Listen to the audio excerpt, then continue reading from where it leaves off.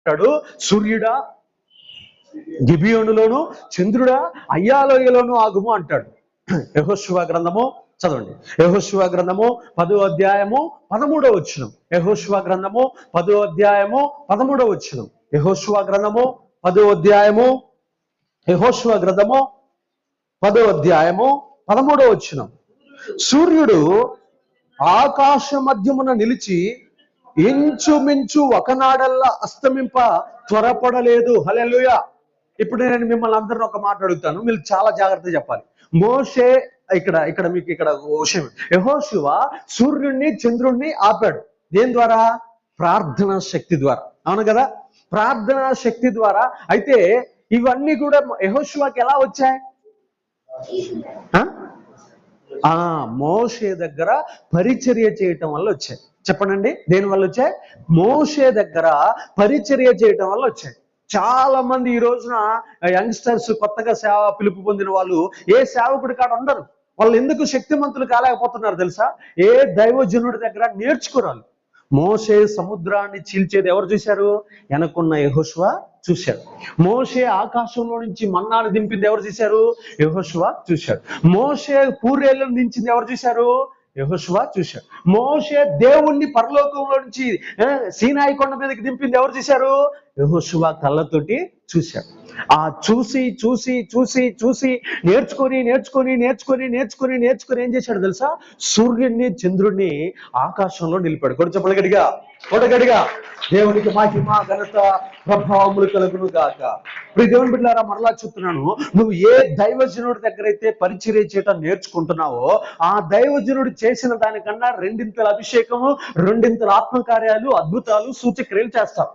ఇక్కడ అంటాడు, ప్రభువా మరి నాకేం చేత కాదనంటే, యెహోషువ గ్రంథం 1వ అధ్యాయం 5వ వచనం చదవండి. యెహోషువ గ్రంథము 1వ అధ్యాయము, నేను మోషేకు తోడుగా ఉండినట్లు నీకును తోడై ఉండేదను. ఎందుకంటే మోషే దగ్గర నువ్వు పరిచర్య చేస్తున్నావు కాబట్టి, మోషేకు తోడుగా ఉండినట్లు నేను నీకు తోడై ఉండేదను అంటాడు. అన్నాడా లేదా? అంటే ఇప్పుడు శక్తి ఎక్కడి నుంచి వచ్చింది? మోషే దగ్గర పరిచర్య చేయటం వల్ల. యెహోషువ, మీకు సంగతి తెలుసా? మోషే 40 లక్షల మందిని, కానీ యెహోషువ ఎంతమందిని కాపాడాడు తెలుసా? దగ్గర చాలా, అంటే ఆయన ఆ దేశం వెళ్ళిన తర్వాత వాళ్ళ జనాభా బహుగా విస్తరించడం వల్ల దగ్గర 1 కోటి మందికి భూములు పంచాడు. ఎంతమంది? చాలా మంది ప్రజలకి ఆయన భూములు పంచి ఎకరాలు పొలాలు రాష్ట్రాలు జిల్లాలు మండలాలు రాసి ఇచ్చేశాడు. చూడండి ప్రియదేవుని బిడ్డలారా, అంత గొప్ప సైన్యానికి మోషే నడిపించిన దానికన్నా రెండింతల జనాభాని యెహోషువ నడిపించడానికి కారణం ఏంటంటే, ఎవరి దగ్గర పరిచర్య చేశాడు? మోషే కాడ పరిచర్య చేశాడు. దాంట్లో చెప్పండి, పరిచర్యలో శక్తి ఉంది అని అన్నాడు అందరూ. పరిచర్యలో శక్తి వస్తుంది. పరిచర్యలో నుంచి ఏమొస్తుందమ్మా? శక్తి. గడి చెప్పాలి, పరిచర్యలో నుంచి శక్తి వస్తుంది. ఫస్ట్ ఏం చెప్పాను? భోజనంలో నుంచి ఏమొస్తుంది? శక్తి. రెండోది ప్రార్థనలో నుంచి ఏమొస్తుంది? శక్తి. మూడోది ఎక్కడి నుంచి వస్తుంది? పరిచర్యలో నుంచి శక్తి. అర్థమైందా? అర్థం కలదా? నిజంగా దేంట్లో నుంచి వచ్చింది?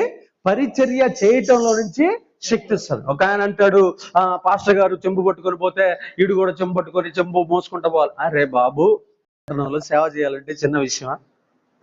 మాటలు కూడా రాకపోతే ఇప్పుడు నేను ఎటు తిరిగితే అటు తిప్పుతున్నా, ఎటు పోతే అటు తిప్పుతా ఉన్నా. ప్రార్థన నేర్చుకున్నాడు, వాక్యం నేర్చుకున్నాడు, ఈ డ్రెస్ స్టైల్ నేర్చుకున్నాడు, మాట తీరు నేర్చుకున్నాడు, నడక నేర్చుకున్నాడు, ప్రతి ఒక్కటి నేర్చుకున్నాడు. ఇప్పుడు ఈ పక్కనున్న ఆయన అంటాడు, మీరు పాస్టర్లను మీరు ఎట్లా మీ ఎంట తిప్పుకొని మీకు పాద పూజ. అరే పాద పూజ కాదు, ఇప్పుడు వాడిని ప్రయోజకుని చేయాలంటే మరి ఏం చేయాలి? చెప్పండి. తిప్పుకుంటేనే వస్తుంది. ఆమేన్. నీకు ఇష్టం వచ్చినట్టు ప్రసంగాలు చేయకూడదు. ఇది అపోస్తుల కాలం. అపోస్తులు 12 మందిని, మీకు సంగతి తెలుసా? మీరు చాలా జాగ్రత్తగా వినాలి. అపోస్తులు 12 మంది యేసు ప్రభు వారి పక్కన ఉన్నంతసేపు పరిశుద్ధాత్మ పొందుకోలే. కానీ అప్పటికి వాళ్ళు ఏమి ఎలగొట్టారు తెలుసా?